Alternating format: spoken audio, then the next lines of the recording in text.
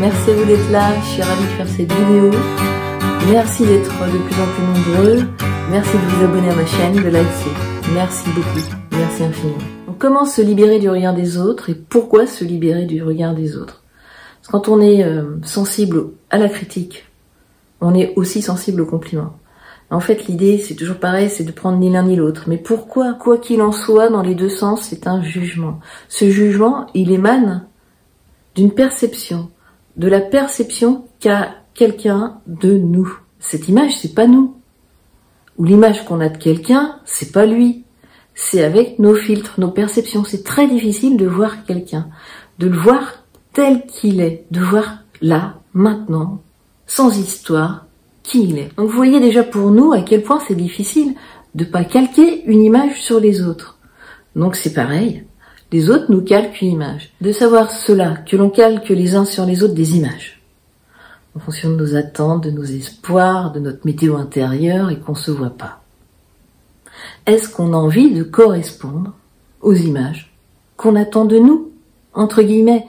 Est-ce que j'ai envie de me conformer à l'image qu'on attend de moi, qu'on veut de moi? C'est important de se le rappeler pour pouvoir s'extraire du regard des autres. Donc ne pas prendre la critique et ne pas prendre les compliments. C'est peut-être autant et aussi difficile de ne pas prendre les compliments, parce que oui, les compliments, ça fait plaisir. Par exemple, si on me dit que je suis formidable, et que j'oublie que c'est un instantané de la météo, de l'ambiance intérieure de l'autre, je le prends pour moi.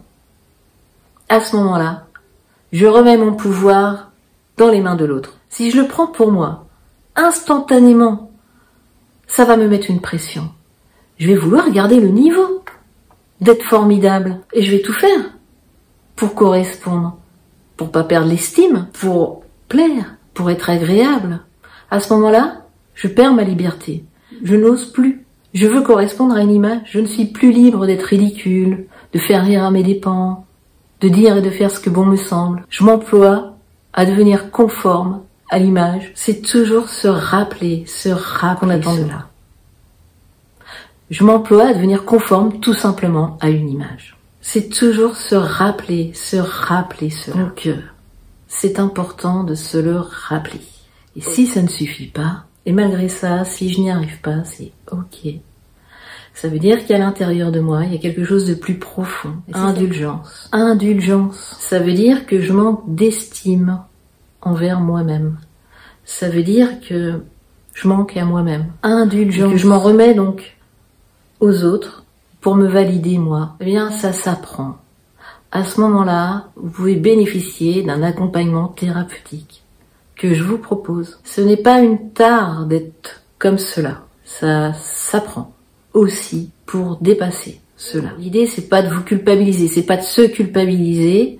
On n'est pas bête, on est au courant de tout ça, et ça suffit pas. Donc il y a des choses à aller voir, il y a des choses à comprendre, il y a des choses à mettre en place, il y a de la pratique aussi. On a besoin de restaurer sa propre estime, même de la trouver. C'est ce que je vous invite à voir, à faire à travers mes accompagnements thérapeutiques. Oui, c'est tout un travail, comme on dit, un travail sur soi. Mais ça vaut vraiment le coup. La vie a une autre saveur de ce fait. En fait, moi quand je dis c'est tout un travail sur soi, c'est parce que ça demande du courage, de l'humilité, et puis un peu de temps. C'est un investissement. Voilà, je vous remercie pour votre attention. De tout cœur avec vous, prenez grand soin de vous. Vous êtes la personne la plus importante.